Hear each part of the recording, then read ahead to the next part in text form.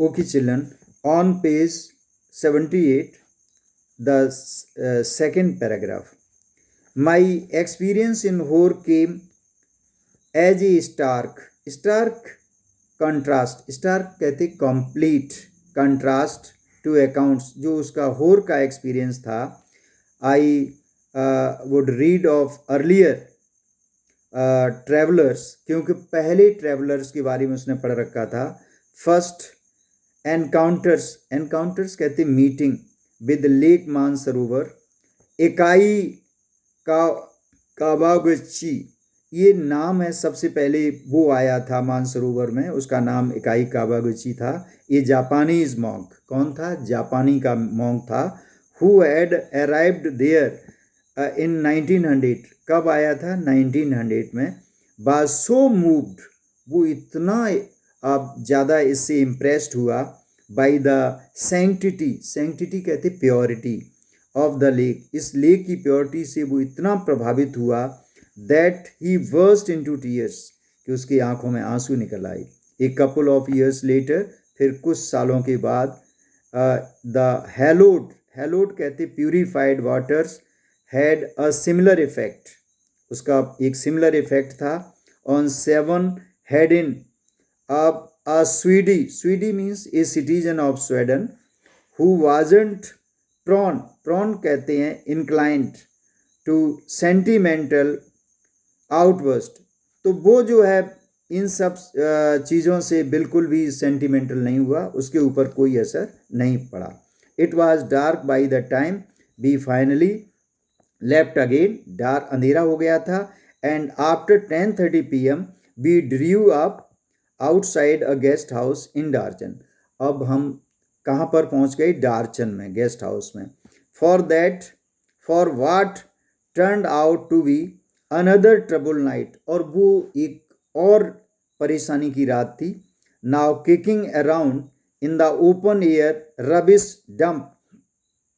अब वहाँ पर बहुत रबिश पड़ी हुई थी, डर्ट पड़ी हुई थी, डंप पूरा ढेर लगा हुआ था. That passed for the town of Hor had set off my cold once more. अब क्या हुआ कि उसको सर्दी लग गई काफ़ी, नरेटर को. He was suffering from cold. Though if truth be told it had never quite disappeared with my herbal T.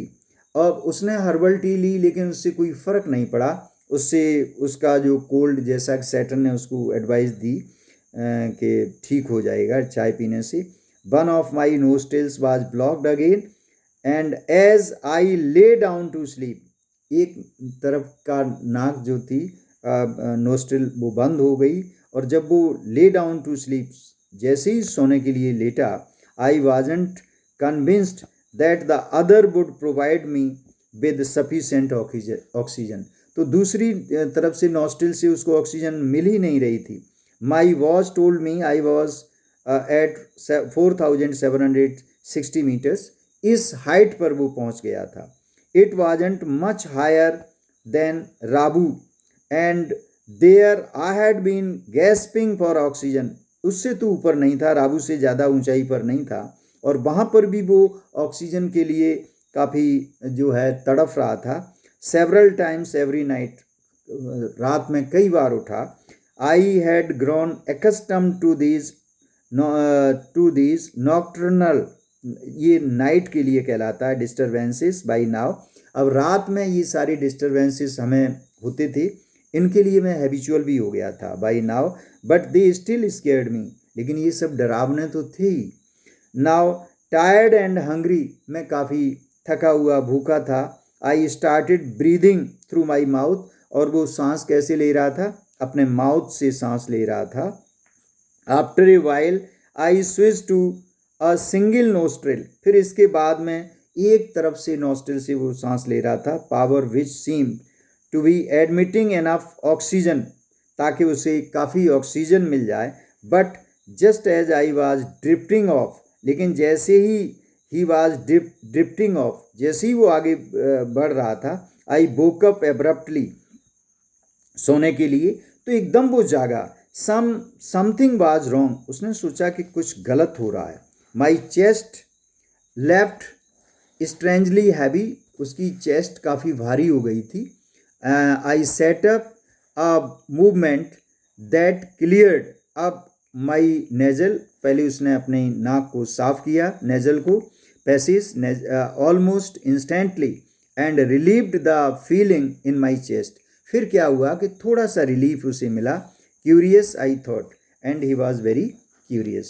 So I hope you must have understood the position of the narrator, how much he was suffering at various places and especially in taking oxygen inside him.